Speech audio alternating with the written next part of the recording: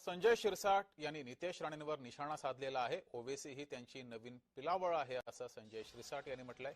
नितेश राणे यांच्यावर हल्लाबोल केलाय.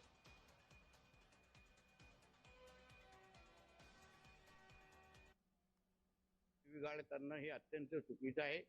प्रत्येक नेत्याला त्या व्यक्तीला एक मान असतो. कोणीही कोणावर शिवीगाळ करू नये असं मानणाऱ्यापैकी मी आहे.